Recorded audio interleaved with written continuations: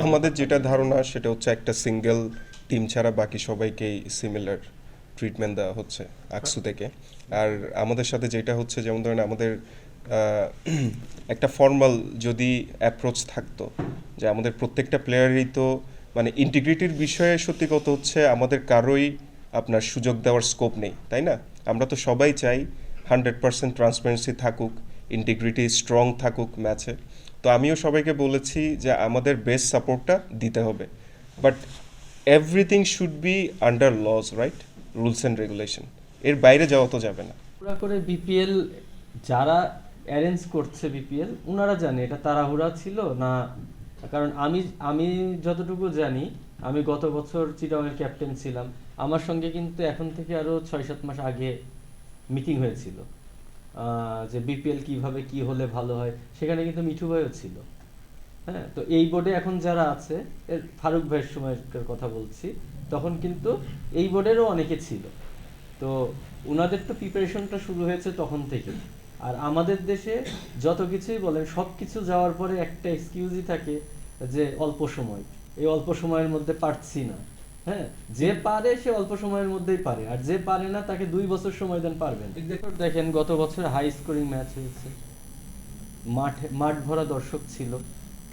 এখন মিরপুরে খেলা হয়েছে, সিলেটে খেলা হয়েছে, চিটাগাংয়ে খেলা হয়েছে, আমরা 3 জায়গায় পুরো গ্যালারি ভরা দর্শক পেয়েছি।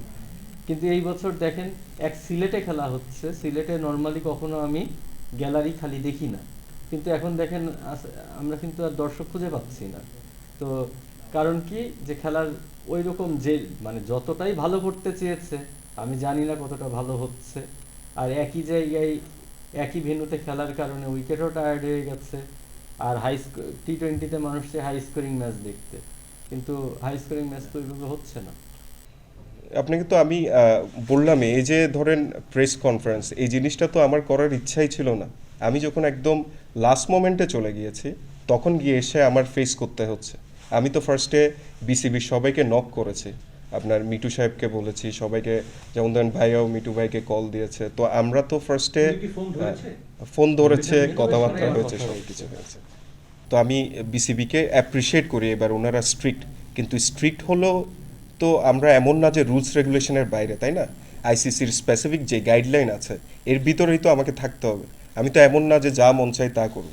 তা আমি প্রথম থেকে হচ্ছে ওনাদেরকে সাপোর্ট করার চেষ্টা করছি, প্লেয়ারদেরকেও বলছি আপনারা সবসময় সাপোর্ট করবেন, কোনো অসুবিধা নেই। কিন্তু সময় যাওয়ার সাথে সাথে বিষয়গুলো হচ্ছে মানে এমন সিরিয়াস পর্যায়ে চলে যাচ্ছে, এটা তো আর আপনার ইনভেস্টিগেশন বা চেক দেওয়ার পর্যায়ে না।